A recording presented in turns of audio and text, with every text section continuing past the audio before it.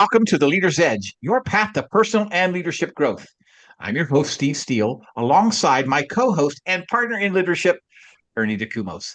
And as certified speakers, coaches, and corporate facilitators, we're dedicated to bringing you powerful principles to fuel your leadership journey and personal growth. And whether you're an entrepreneur just starting out, a new leader taking the reins, or a seasoned pro looking to refine your skills, this show is for you. We'll be diving deep into personal growth strategies to help you strengthen your mindset and leadership abilities. But before we jump in, a huge shout out to all of our amazing listeners. Thank you so much for joining us this week and each and every week. We wouldn't be here without your incredible support. Now, let's get down to business and help you unlock your full potential. Hey, partner, how are you today? Good morning, everyone. This is your co-host Ernie the Kumos and partner. I am doing great. Where's my beautiful compliment this morning, Oh, partner? I'm I so did sorry, not get Ernie. it. You How should are have you gotten it. doing today? Oh, partner, I'm doing great. Guess what? It What? snowed in Texas. We had 3 inches of Really? snow this morning. Yes, it came down. It's beautiful. Just absolutely beautiful. We don't get that very often, so it was pretty amazing. So I'm doing pretty good. Wow. All So, Ernie, right. we have amazing guests with us this week. So why don't you tell us a little about who this is? Yes, to our listeners, our guest this morning is actually no strangers to us nor you because we've had him on the show before. And he did an amazing job. The energy is just up there, but I would still like to introduce him to you. Our guest this morning is a John Maxwell certified leadership trainer, a conflict resolution specialist, a speaker, and a coach. He is the author of the book Character Evolution. He is married to his beautiful wife, Karen, and has two amazing children, Tenley, who is 13, and Trent, who is 10. He has successfully founded, developed, and sold two companies. The last was sold to Culligan, the water company, for 7 figures in January of 2020. His life purpose is to serve organizations and grow individuals to make the future a better place. Everyone, please help me welcome Mr. Adam Holbrook to the green Hey, room. Adam is back. Adam is Thank back. you. Oh Thank my you, gosh, we Ernie. are Thank you, so Steve. excited. Joining Yes, you guys from New Jersey. yes. Woo! What's the Actually, weather there? it's Yeah, freezing. But fun yeah. fact, if I actually go into my backyard and I reach the hand over my fence, that's New Uh-huh. York State. So I actually can be in 2 states at the same time. That's That's amazing. awesome. That's amazing. That's amazing. So, Adam, gosh, last time we had you back, you told us your story, and it was just amazing. I enjoyed it so much. There's so much energy on the show when you're here. So, thank you so much for being here. But today So we're going to talk grateful. about something a little bit different than we did last time, and it's something I think all of our audience needs to hear because every one of us in life have this situation come up. And today Mm. we're going to talk about how to deal with difficult people. Now, Adam, I remember the last time you were on the show, you told this story about an air conditioner or something. And Yeah. I, I want you to, I want you to kind of, yeah, maybe start off there, that kind of direction, Yeah. because Thank you guys you were thank you, pretty Ernie. difficult. You were pretty I was difficult, a to be very honest I with was you. a very difficult person. Ernie, Steve, do you guys know any difficult people? Oh my Oh, gosh. how many Oh should I yeah. provide? Okay, now is another question. Is Ernie, Steve, are you difficult? Come on. Yeah, Sad to say, but it's a yes yeah, for me. yeah. There are times I can be difficult. I get a little stubborn. Mm-hmm. I used to think that as soon as they stop being difficult to me, I'll stop being difficult to them. But guess what Mm. wound up happening? Not much at all. They actually continue to be difficult, and I continue to be difficult as well. And I was actually difficult to everyone in my life. And I'd like to tell a Mm. story.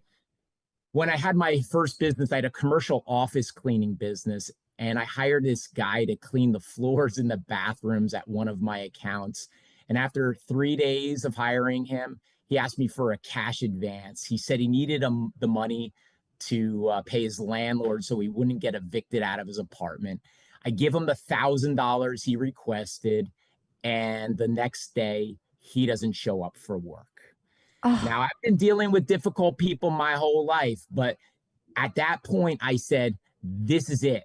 I'm no longer going to take this anymore. I decide I'm going to show up at his apartment and get my money back. I start banging at his door. I'm banging at his door for several minutes, not answering, banging some more. He finally answers the door. I'm like, give me my money back, he says. I say, and he's like, oh, I don't have it. I spent it.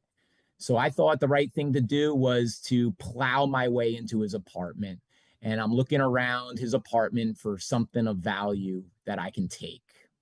I see there was really nothing in there, but there was a window air conditioning unit. I go up to the window air conditioning unit.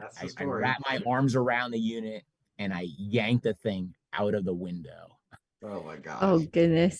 I'm holding the unit in a bear hug and I look over at him and I'm like, I'm taking this. These situations, Ernie, Steve, these situations were like always happening in my life. I was constantly dealing with difficult people, and I became difficult to everyone in my pathway.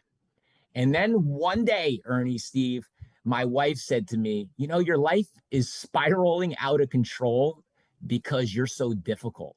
You should stop being so difficult. Wow. So I decide I'm going to give this whole not being difficult thing a shot. And I figure I'd start with my wife since it was the She's the one next to you. It was her idea. And so my wife's hair from her head accumulates all over my clothes all the time. Her hair is all over the place. And one of my favorite pastimes that I do is I pull the hair off of my clothes and I hold it out in front of her like it's a giant cootie. I make a face and I sprinkle it on the floor in front of her. And I said, I'm not doing that anymore. I'm being a difficult person. And from now on, I'm not going to do that anymore. From now on, I'm just going to take the hair off and put it in the garbage can. And guess what? My relationship with her started to improve. Wow. Then I was like, all right, I'm not going to be difficult. And my relationship with her got better. All right. I wonder what would happen if I did this with some other friends. One of my other friends has been asking me to take yoga classes with him for years. I was like, I don't have any desire to do a yoga class. I can't really see you doing a yoga. But I didn't want to be difficult. So I took the yoga class and I even pretended I liked it. And me and him, our relationship got better because I wasn't so difficult anymore. Another time I get invited to a retreat, and at the retreat, very few people are going to be speaking. I decided to go to the retreat, even though one of my favorite things is to talk. You know what? No. My relationship with him started to improve because I wasn't difficult anymore. And I take it one by one. I don't want to be difficult. My life started to change because I was the change that I wanted to see. Less and less difficult people started finding their way to me. It's been I look back on that situation with the air conditioning unit and I say, you know what? Man, I'm so glad I found personal development leadership and I'm no longer that person any longer. But I do have a question though, Adam. I have a question though. Oftentimes if we are a difficult individual, we don't see it necessarily ourselves. Sometimes, like your wife points it out to you that you're difficult. But Adam, what do you attribute to the fact of being so difficult? Why do you think you were so difficult? Well, I don't think that I had a strong inner circle around me at that point in my life. I felt like I was suicidal when I had my commercial office cleaning business and I had people around me that thought exactly the same way as I did.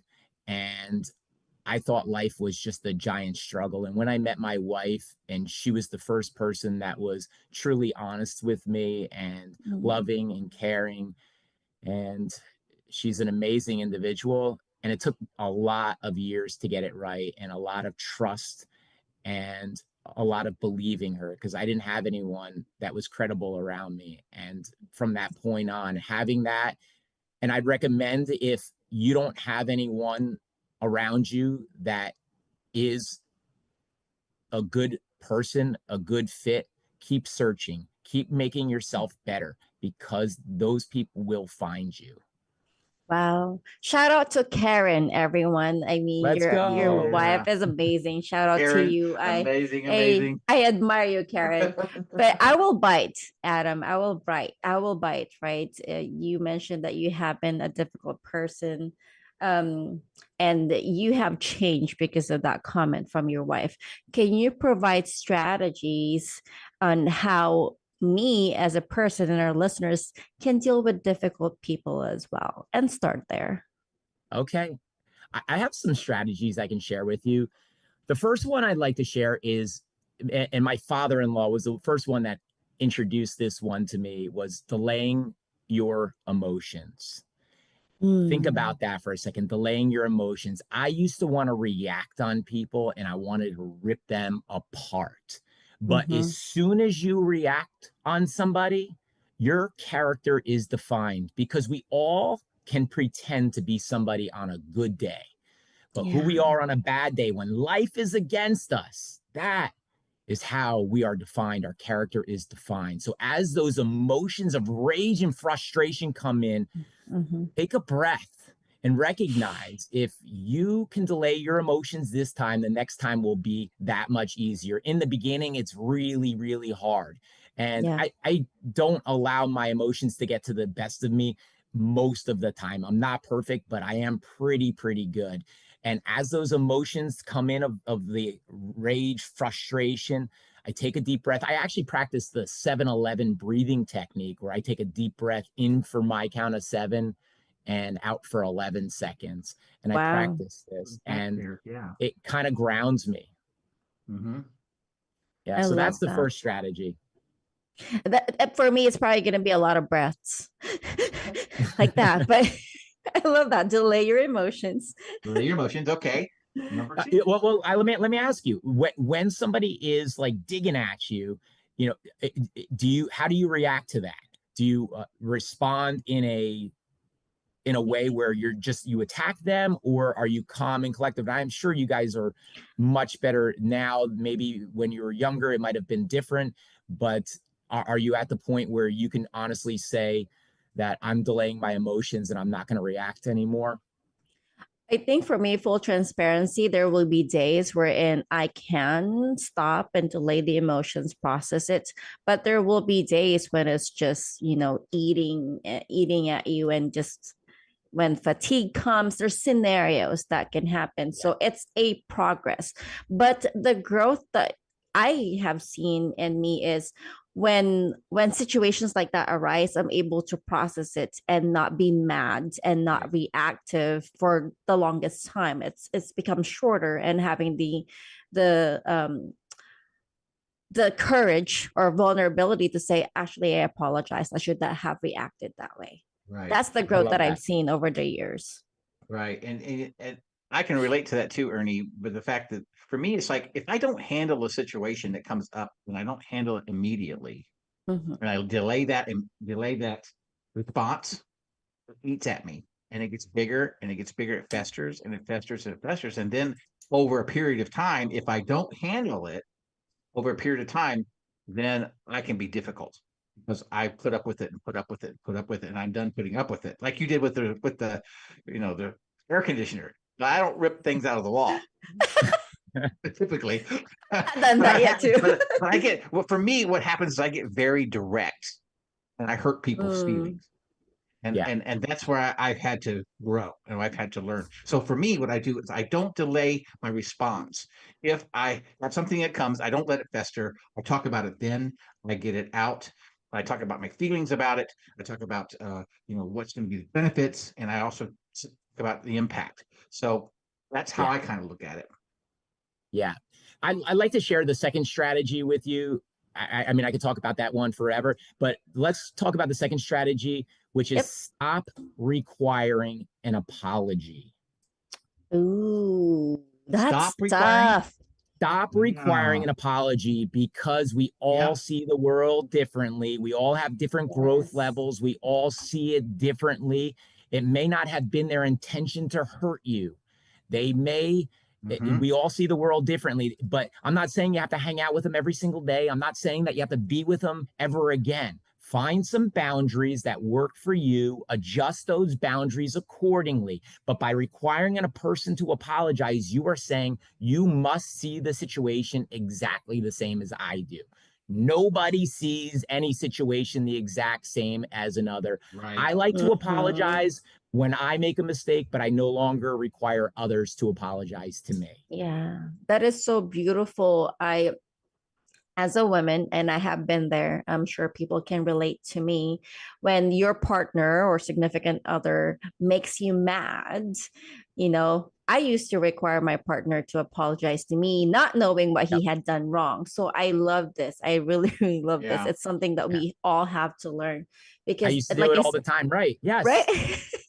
They don't know what they Say you're did wrong, but no, sorry. you have to. I'm mad at you. You have to apologize. So I Yes. love this. Thank you. Yeah. That's beautiful. That's beautiful. And I'd like to share the last one because I know our first segment's going to be coming to a close. And I really want to touch base on this last one, Do it. which is release the blame. Release the blame. Mm, It's over. It's done. Stop allowing it to accumulate on the sidelines, waiting to throw it in the person's face the next time they yes. do Mhm. something Mhm. wrong. Forgiveness is a selfish act. You are done. You've forgiven them. Release the blame. Let it go. How many times do we let things fester in the back? Oh, we say we forgive them, and then all of a sudden Yeah. it's there. It happens again, and you remember this? You did this last time. It's like, how long are you going to hold on to it for? Let it Yes. go. Right. It's done. I used to Right. do that all the time. It makes you miserable. Yeah, absolutely. Mm-hmm. It does. It absolutely does make you miserable. Releasing the blame, I absolutely love that. And I've done that. And there's been times in my life when I have released blame, and it's such freedom in that. I don't Yes. have I don't have to require myself to behave a certain way or that person to behave if I just release it and let it go. I absolutely Yes. love Sounds that. like it's really, really difficult, and it is difficult in the It beginning. is. But It I is. gotta tell you, I again shout out to my wife on this one. She let go of so much in the beginning of our relationship, and to the point where I get it, and I don't want to hold on to any of that blame. It's done. It's over. I forgive every single day, and we should all forgive every single day. And if it's somebody that you're close with, maybe you need to find some boundaries that work for you and adjust those boundaries accordingly. Yeah, I Agreed. do agree. Thank you so much for this teaching, Adam. We will have to take a quick break. Adam just shared how difficult he was and actually gave an example or examples of it. But he also shared strategies on how to deal with difficult people. And I will repeat it: delay your emotions, stop requiring an apology, and release the blame. When we return, we will transition to a different. This is actually from his book, Character Evolution. So we will Mhm. transition from there. So we will be right back to the Leader's Edge.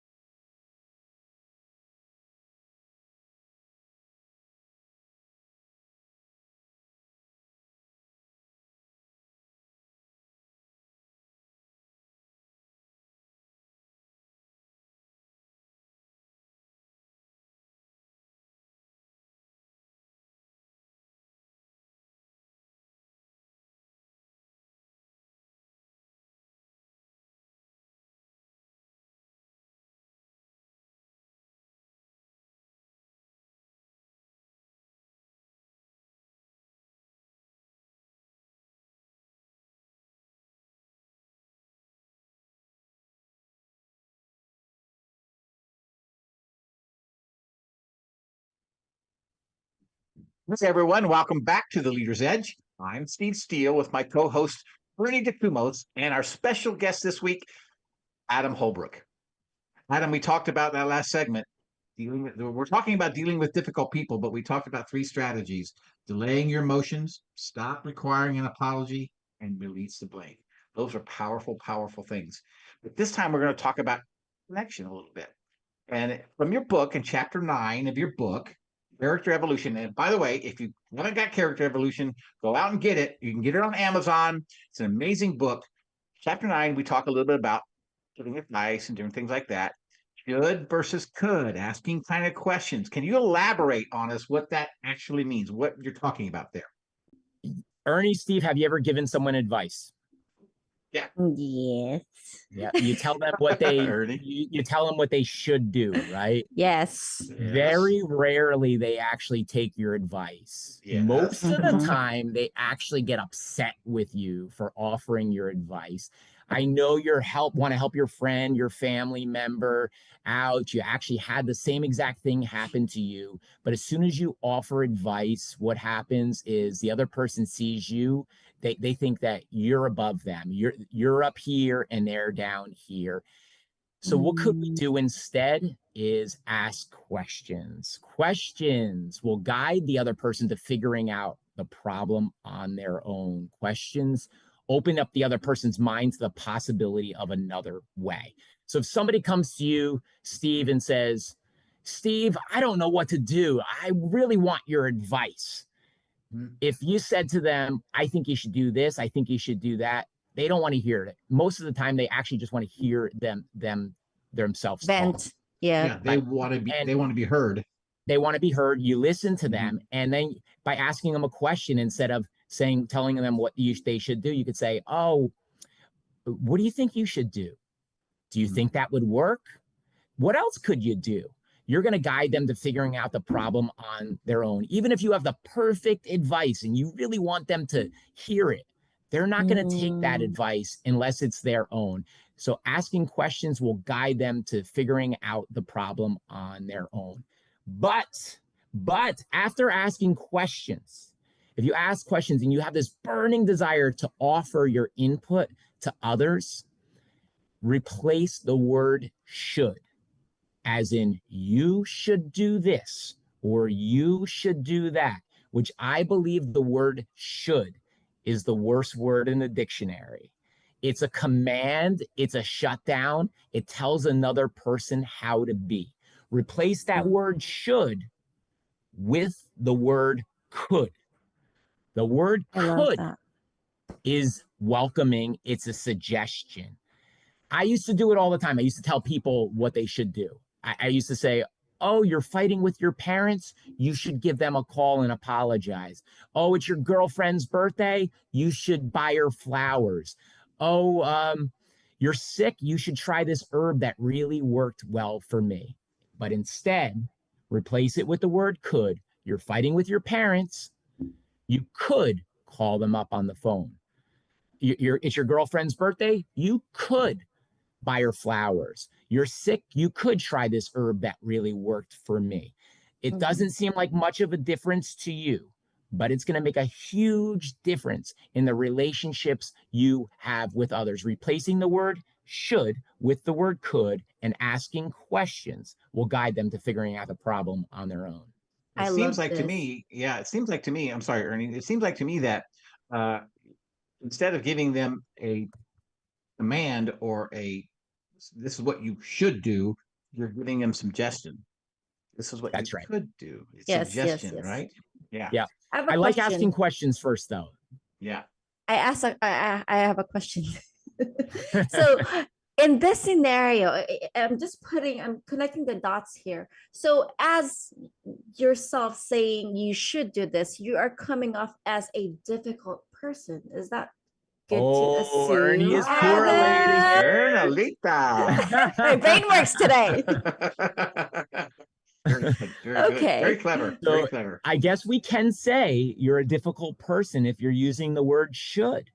And we all have used the word should before. Yeah. Yeah. And it's just because a lot of times we don't even recognize it. And it's Yeah. really, and I don't like telling, again, I'm telling what you should do by not using the word should, but this is just a suggestion. And I recognize my relationships improve when you stop telling people and commanding them what they should do. I love That's that. amazing. It is. It's great. You have 2 more examples, Adam. I would love to hear this. Okay, the next one, I love talking about this one, is it's called Me Too experiences. A lot of times we'll say, oh, me too, the same thing happened to me too. I had a friend who called me several months ago, and she said while she was out to dinner, in walks former President of the United States, Bill Clinton, with one of the members of the Secret Service. She was so excited to see Bill Clinton. She went up to Bill Clinton. She had a conversation with him. And as she's telling me everything, I'm listening intently. I'm asking her questions. And she even got a photo with Bill Clinton. And she told me all the details because I was so into her story. Now, I also met President Bill Clinton. I met Bill Clinton with my wife at a food bank convention.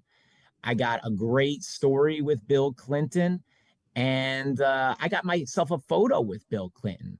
But if I stopped my friend, interrupted her, or told her my Me Too story, what would that have done to her story? Yeah, it dims her story. It dims her moment. It would have crushed it. It would have said, your story isn't that good because the same thing happened to me too. Yeah. Many times we actually think like, we think like, oh, wow, I want to share my Me Too. I want to connect with the other person. Me too, me too. But it actually does quite the opposite. It actually blows the opportunity for a connection. So let me ask you a question, Adam. If that's the case, how do you become relatable then? So, when that person tells a story, maybe something similar has happened to you. How would you become more relatable and say, I understand that. Yeah, let it go. Just let it go. Let it be their story. It might be hard for you. It might be really, really hard for you. And just accepting the other person's story, asking questions like you're really into their story, and just letting it go, not feeling like you have to go one on top of them or even be relatable to them. They're going to like you more because this is what this is. This is connection. And connection is all about the other person. It's not about you at all. Love that. And I love right. That That's so where we're going. Right. And let me go a bit further. What if somebody says to me, cuts me off and I'm talking, and then Ernie's like, oh, me too. The same thing happened to me too. Let them have it. Let them have it. Because if your goal is to have better relationships, better health, and more wins in life, it's all about the other person. So curb your Me Too's, but if others want to say Me Too, let them have it. And eventually, I like at one of my conferences recently, they asked, well, what happens? Can you tell the other person that why are you using Me Too and you're diminishing my story? No. Everyone's on their own growth path. Everyone will figure it out on their own terms. Let them have their Me Too's if they need to. And your goal is just to build better relationships because you'll have more influence, you'll lead better, and you'll connect more with others. So you're saying, as John Maxwell would put it, take high road leadership. Ooh, great book, by the way. Yeah. Yes. Take that high road. Let them have their moment. Yes. Exactly. You reminded me that the other day. Yeah, that's amazing. Yeah, so Me Too's were really hard for me because I used to always do them. I used to say, oh, me too. The same thing happened to me too.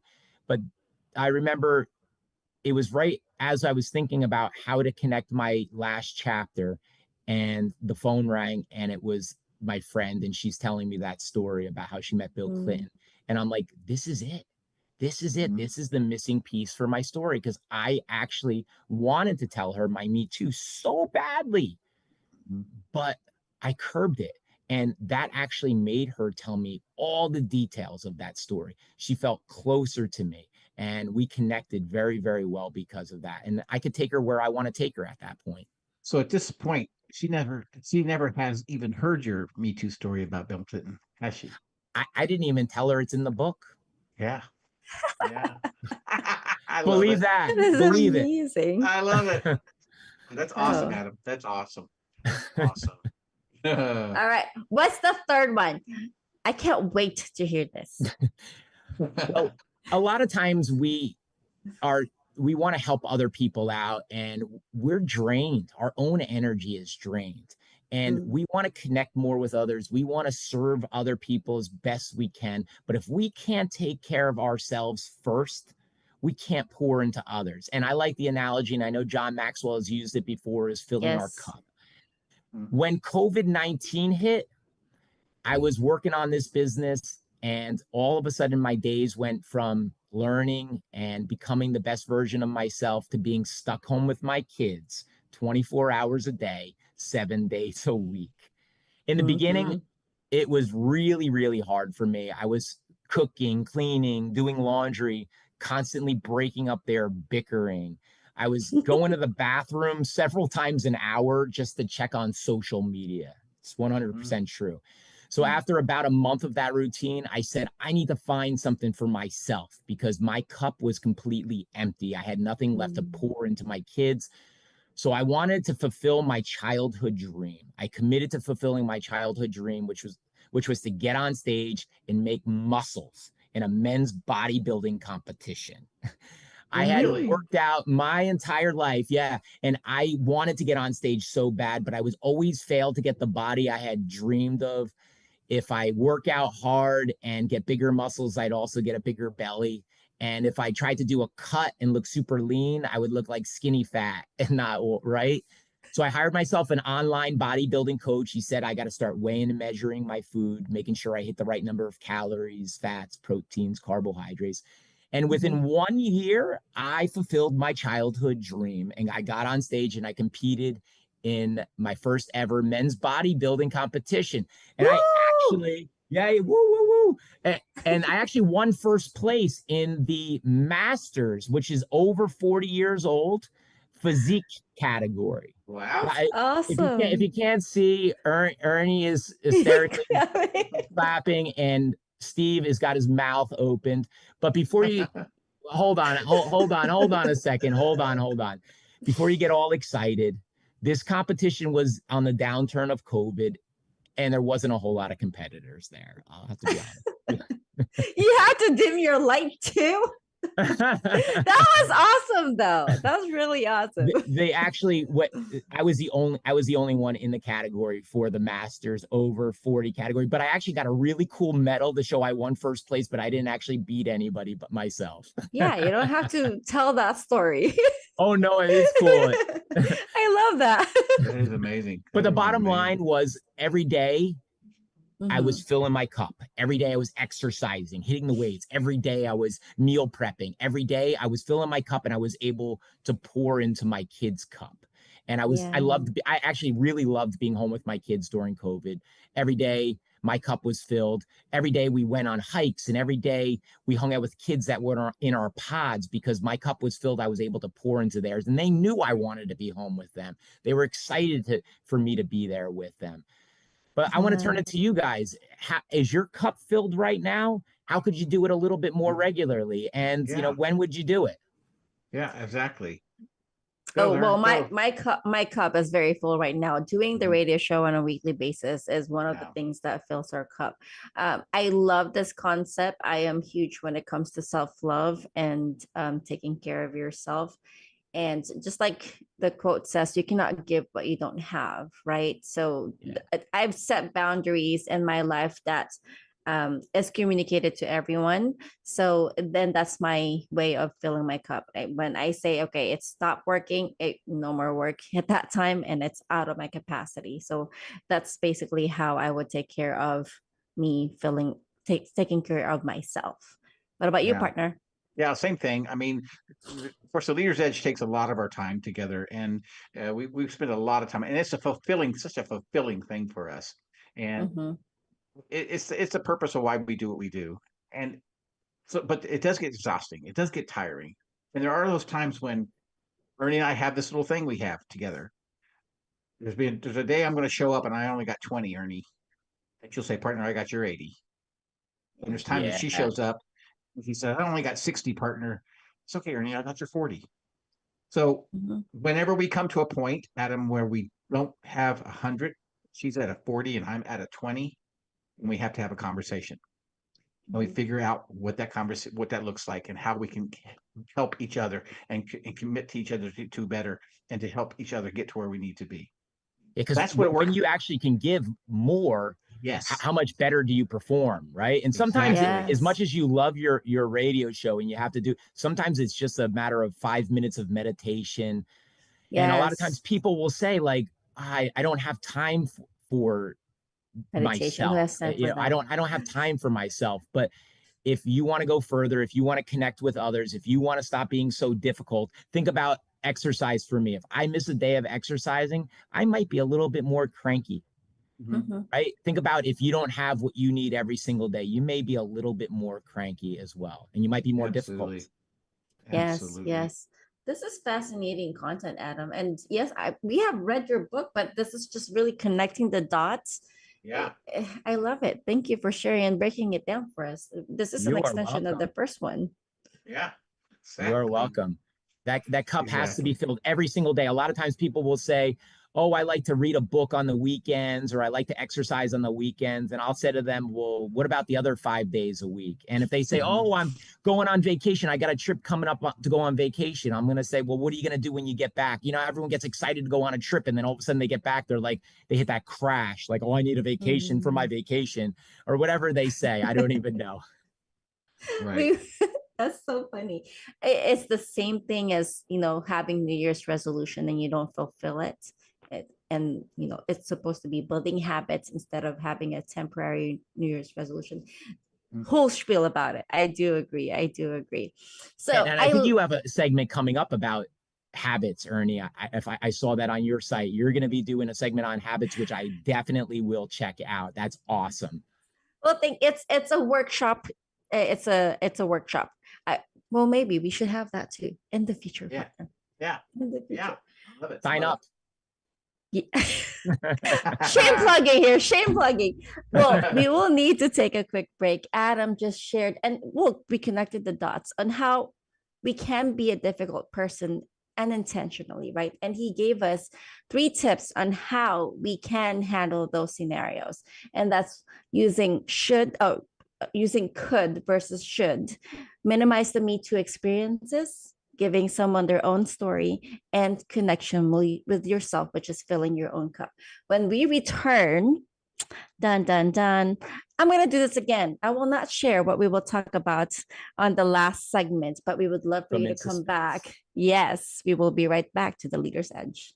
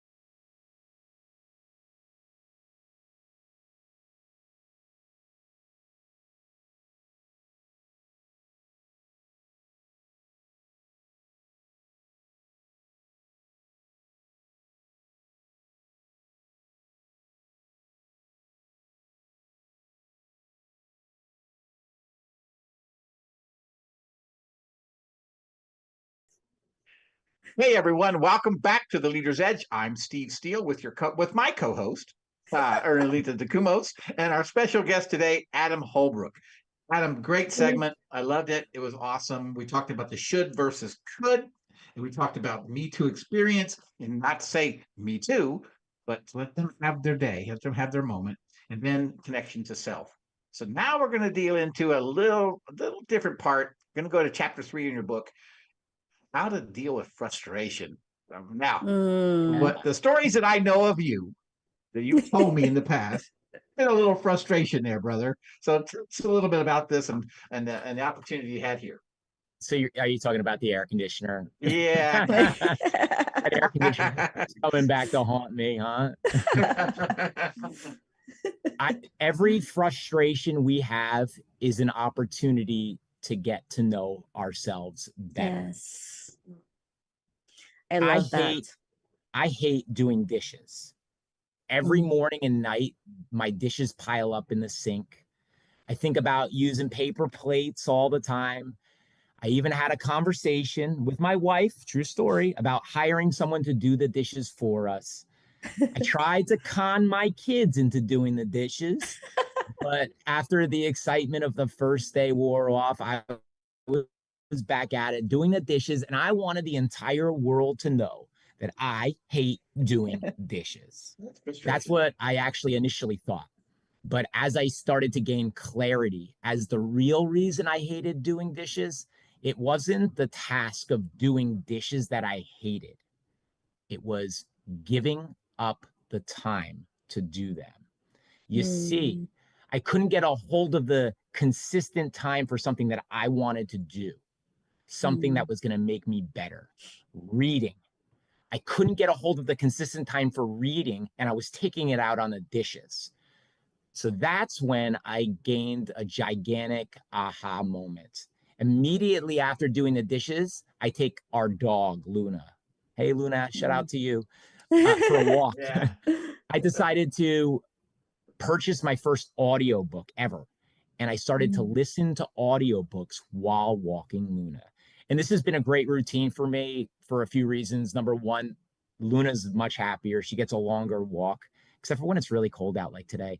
And then, and all the second reason is I actually get to read my books, listen to my books, which has also propelled me to listening to books while I drive the car instead of listening to music. Every frustration we have is an opportunity to get to know ourselves better. It's not the dish's fault. It's not our partner's fault. It's not our teacher's fault. It's not our parents' fault. It's not our boss's fault. Every frustration we have is an opportunity to get to know ourselves better. So let's take a deep dive into your frustrations, listeners. Let's listen. Many times we blame an outside source for our frustration, such as another person. In my case, it was the dishes. But what you're really saying there is this person gets to control my happiness. Nobody gets to control your happiness but you. That's right. I want you to think about the real reason for the frustration, the internal emotions associated with that frustration, not the outside source. That's the real reason. And then after we have the real reason for the frustration, make a list. That's the easiest way to say it, is make a list of some things you could do to deal with that frustration. And the odds are, I think a lot of times people don't do anything because they don't know exactly where to begin. But the odds of you starting in the right place to deal with the frustration are slim to none. It's honestly, it's not. You're not going to start in the right place. But as you start moving in the right direction to deal with that frustration, the pathway will uncover itself. And so make a list, choose one item, start there. And then we need to take action and evaluate the action. How many times, Ernie, Steve, have you heard somebody doing the same thing over and over and over again, and they expect a different result? Right. Yes. Yeah, you're not going to get a different result. You got to evaluate it, change it up, evaluate, is it working, is it not working, take action. And I know change. And change is hard, right? Change is a challenge, but change is what's going to propel you forward. So as those frustrations come in, just keep as these frustrations come in, make one change, start there and adjust it. Is it working? Is it not working? And always take action. And before you know it, you won't say, can I do this? You'll say, how far can I go at life? Sounded like to me, Adam, and this is the change that you made from doing the dishes, not wanting to do them, and then knowing that because it was taking the place of your reading time, and you made a change to go to audio book listening. All of a sudden, after you do the dishes, you go take Luna for a walk and you listen to audiobook. It sounds like to me it became a reward. Yeah, and honestly, the dishes are a mindful place for me right now. They're a place where, like, hey, it's not so bad. It's great. If my wife had a busy day and I'm doing the dishes, that's great. And if she's helping out with the dishes and I'm wiping the table down and the counters down, it's great. It's just an opportunity just to be mindful. And yeah, the frustration went away. And a lot of times we don't recognize the real reason for our frustration. We blame somebody else. Like, I can't believe this happened. And they blame this other person, and it's like raging war against them, instead of saying, all right, well, what's the reason that this happened? Do you not have a boundary? Do you not have a policy? What is it that you can change in order to make your life successful? Oh, I love this. I have one last question, Adam, and thank you so much for this amazing content. This is very valuable. I have learned so much from this segment. But if I am a difficult person, what can I do today to start being less difficult out of all the things that you have shared us today? I honestly think that the biggest thing that we can do is delay our emotions, because as soon as you react on the other person, everything spirals, right? If the car cuts you off on the road and you give the car the finger, if someone lies to you and then you decide to lie back to them, whatever it is, as soon as you react and you don't delay your emotions, you're like hurting your own self. You're not hurting the other person. You may hurt the other person. And honestly, to me, I didn't care about them. It was more of, I didn't care about myself, as long as I was able to influence their pain. But delaying our emotions is the key. Influencing their pain. I love that thought, because sometimes that's what we want to do. That's exactly what I wanted to do. I wanted to influence their pain. Yeah, that's the nicest way to say it. You want to hurt them, basically. Right. They wronged me. I'm going to wrong them back, and I'm going to influence their pain. But it was taking me down with that ship.